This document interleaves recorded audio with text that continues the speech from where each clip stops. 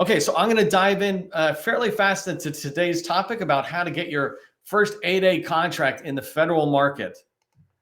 And I want to begin with, I'm going to cover 4 main points today, just in case you're tracking. I want to begin with just having a clear focus.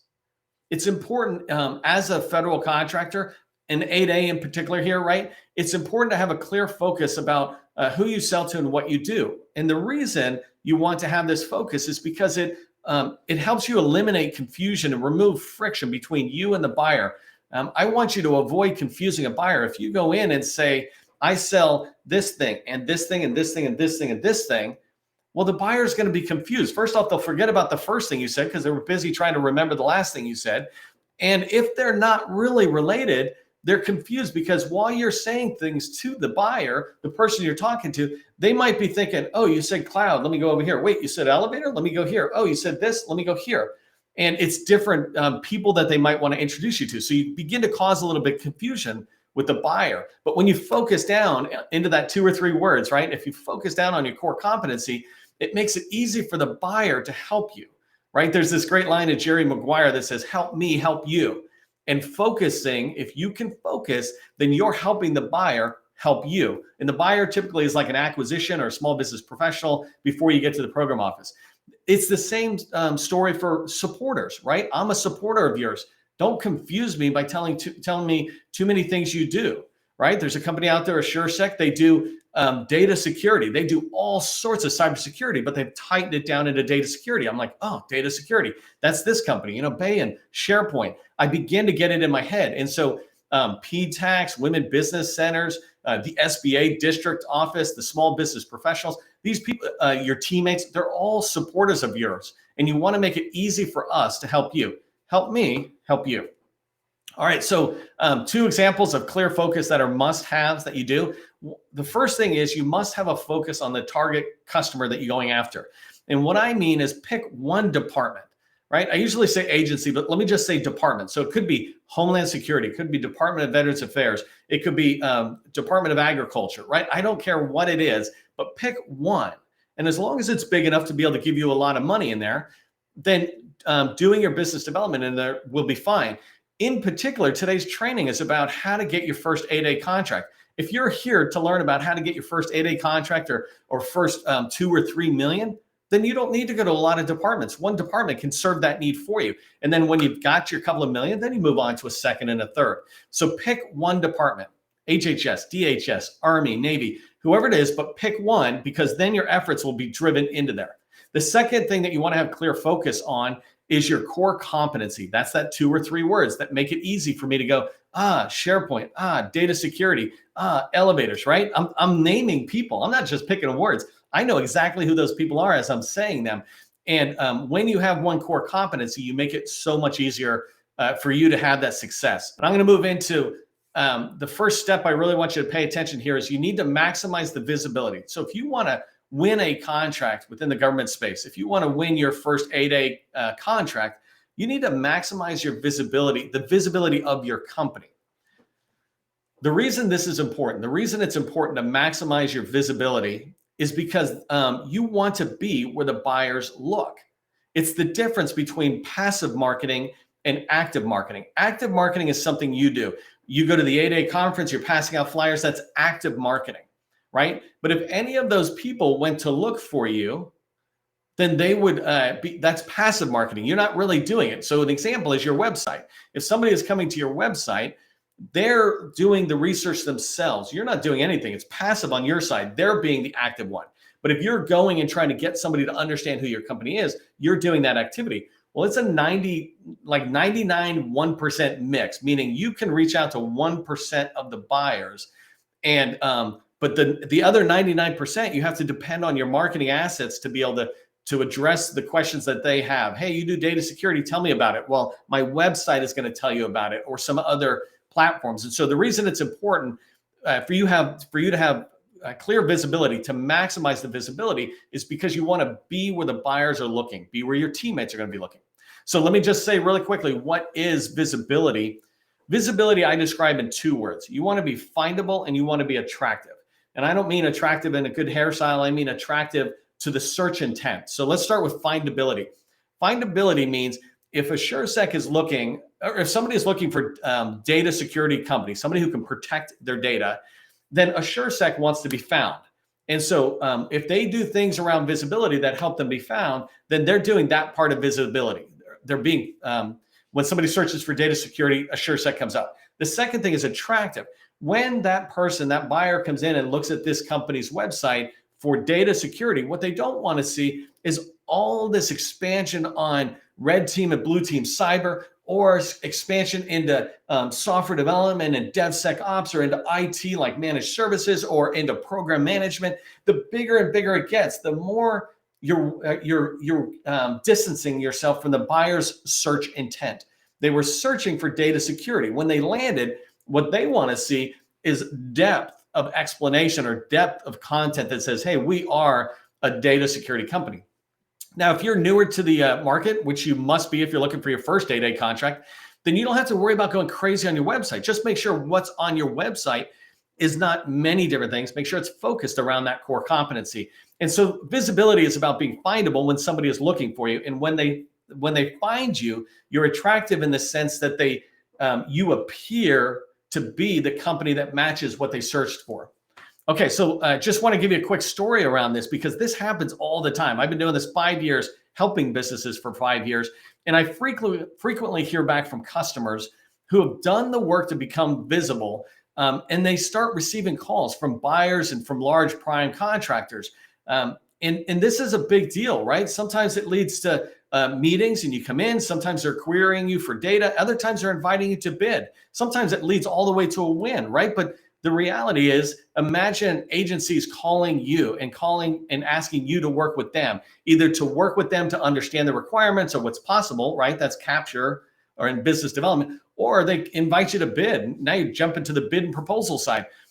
If you can get them to find you, that's a great thing. And that happens when you're visible where they're looking. So let me give you 3 tips on how you can be visible, what you can do today, the steps you should take to become visible. So the 3 steps you should take to become visible are, first thing is your dynamic small business search tool. This is the #1 market research tool in the federal government. All federal buyers are taught about DSBS and told that when you're looking and doing market research, especially for small businesses, right? That's what the dynamic small business search tool is about. Then come to the DSBS tool and to try to find small businesses. I've talked about this before, where 75% of small businesses are virtually invisible within DSBS because they're not putting in narratives and keywords. I have a whole training about how to do that that's free out there that you can find. But the gist of it is, you want to go into the dynamic small business search tool and make sure there's at least 2 main things in there. One is the keywords and narratives. So there's 3 fields: capability narrative, special equipment, and keywords. Those 3 make up your keywords and your narratives. Make sure that's filled in. And then the second thing is, make sure your past performance. I was talking with a company yesterday that has 20 past performances and none of them are in there. Of course, if you're newer, your past performances will be smaller, but you can put in subcontracting. You can put in state and commercial. If you're an 8A firm, you clearly are doing business somewhere already. And so you can put that experience in, but most of us leave it blank. And so go into DSBS and take care of those 2 main areas, your narrative and keywords, and then your experience. The second place that you should be visible is your company website. I already mentioned this, but just clarifying it, on your company website, and it could be 1 page that's in sections, make sure there's a capabilities section, or the services and products we offer, so that when a buyer is looking, they can quickly see, oh, this is what this company does. That's perfect, because that's what I was looking for when I was told about their company in my searching. So that's one thing. And then the second main thing you want to do is to make sure it's easy for them to move on and do more research. So make sure your UEI and your cage code are on your footer of every page on your website, and make sure it's easy to get your capability statement. That should be there, not gated. Somebody should be able to click on it and download your PDF. You don't want to keep that asset to yourself. You want as many people to have it out there. Okay, the third one is agency portal. So I said you need to make sure DSBS is good. You need to make sure your company website. And these, by the way, I'm telling you, are the 3 that you just need to do. I talk about a lot of other assets, but these are the 3 you must do if you want to win that first 8A contract. You need to be visible. So DSBS, your company website. And the third one is agency portals. Federal agencies out there, many of them maintain their own supplier portal. This is a database of small businesses just like yours that want to work with that agency. And so when an agency buyer looks, before they go to DSBS, they'll look in their own tool and they'll see if there's vendors in there. And if there are that match that findability and attractiveness, then they'll invite you in to talk, or they'll tell you about a bid's coming up or something. And sometimes they just need to reach one vendor or three, right? So they don't have to go beyond that supplier portal that they run themselves. I'll give you an example of a portal I'm talking about. HHS, Health and Human Services, has a portal, and this portal is beautiful. It's one of the best ones I've seen in the federal agency. So, top marks for that. But inside of this portal, they have everybody listed out on whether they're HubZone or 8A, et cetera. There are 1,458 8A firms registered in HHS, but there are 6,370 8As right now, as of this morning, right? And this is February 2023. So right now there are 6,370 8A firms, but only 1,458 are in HHS's portal. Are you in there? Right? And if you're a HubZone or SCDO, are you in there? Right? If you're not in there, why would they bother even going anywhere else to look? They got 1,000 vendors right here. That's like, 20% of the total pool of vendors are in there. And so when I talk about agency portals, figure out what your agency is, your target department, and get in there. If you're in there, you have a chance of being where the buyers look when they go to do market research and they're looking for somebody like you. So here's my challenge to you on maximizing visibility for your company. I would like you to commit to 30 minutes each day to maximizing your visibility. I talked about being visible in DSBS, company website, agency portals. You can do that without overwhelming yourself by committing 30 minutes each day to maximizing visibility. So that's my challenge to you. And you should write that down on your own notepad saying, I'm going to commit 30 minutes. Don't put it in the chat. Put it in your schedule, right? Time block 30 minutes out to do that. All right, let me talk about creating a target call list.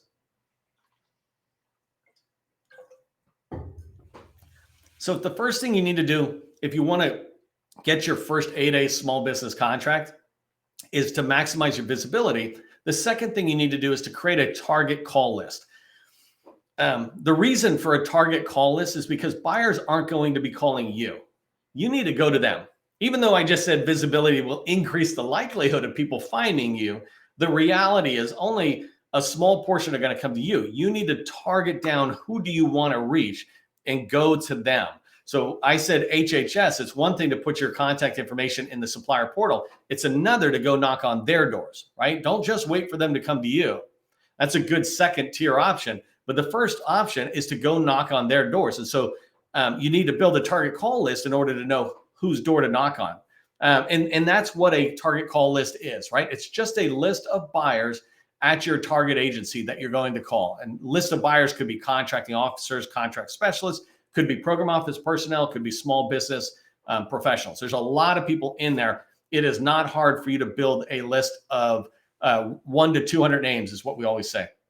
So let me tell you how to create a target call list. The first thing you want to do is to start with our small business professionals directory. We have a directory of like over 1,000 small business professionals, federal agency small business professionals. And you can get that from govconchamber.com. Right on our website, you can find it. And in there, we list the names, numbers, and emails of all these folks. And so many of the agencies you might be targeting, we've already got that information in there. Grab those people and put them into your call list. An example is there's over 100 names just for the Navy alone, right? So there's a lot of names in there. The second thing you want to do, yesterday I did this training on how to find buyers that love 8As, right? And so it ties directly into today. So I want you to use FPDS, the Federal Procurement Data System, to gather acquisition points of contact. These people, I want you to gather their information for ideal awards. These ideal awards are ones that you wish you had won. And so if you go to yesterday's training, you'll be able to see that. By the way, the training, you can find that in our newsletter. So just make sure you subscribe to the newsletter on LinkedIn, and you can see a list of replays if you missed it. But if you go in and you look at FPDS and you find a list of opportunities you wish you had won at the target agency you're going after, inside of FPDS, they share generally the contact information for the contracting office. And so the contracting person, whether it's the specialist or contracting officer, their name, often an email, and then you can find their phone number by doing a little activity. And the last place that you can use, just in the 3 examples I want to give you today, to find target information to build your target list, is go to sam.gov. If you go to sam.gov, you can get points of contact for the agency of your choice. If you go into SAM and you find opportunities, again, SAM will show you awards. They'll show you opportunities that are in the future or the past, and you can pull that information up. And when you go into almost any opportunity, at the bottom in the contact section, you will generally find 2 people's names, and they're almost always the contracting officer and the contracting specialist, the 2 people related to that opportunity. You want to add their names into your target call list because they're the ones you want to be able to have introduction meetings with, which I'll talk about in a second. But so the way you build a target call list, just to remind you, is start with our small business professionals directory on the GovCon Chamber website. Then go into FPDS and find agency wins that you wish you had won and get their contact information out of there and get the contact information out of sam.gov for a similar type approach. If you do that, you're going to have success. And here's my challenge to you, right? Commit 30 minutes each day until you have 200 names. I'm telling you to build a list of 200 names. I can build a list myself in, let's say 2 hours. You don't have to do it in 2 hours. You can take 2 weeks, and that's totally fine. I've been doing this a long time. I should be better at it, right? I'm better at chess than my son, but my son's eventually going to beat me over and over as he gets experience. And it's the same thing for all of us, right? And so commit 30 minutes each day until you have 200 names. It might take you a couple of weeks, but you will have a bunch of people at your target agency that you can call. And that leads me to the third bullet on how to get your first 8A contract within the federal market, right? It's daily outreach. The third tip is perform daily outreach. And daily outreach, just to be clear, it's about picking up the phone and scheduling introduction calls. Outreach, if you've ever tracked on our 7-step process, and let me just show that really quick. The 7-step process right here, it's research, targeting, and outreach. And I kind of been talking to you about this. Today, I've left off research for a second. I said, be visible, and then do targeting, and then do outreach, right? I don't want you to get caught up too much on research because you're trying to win that first 8A contract. But outreach is right here. When you do, it's going to lead to relationships and opportunities, which is the path you want to follow. Okay, again, why is outreach important? The reason outreach is important is because it helps you start and build relationships.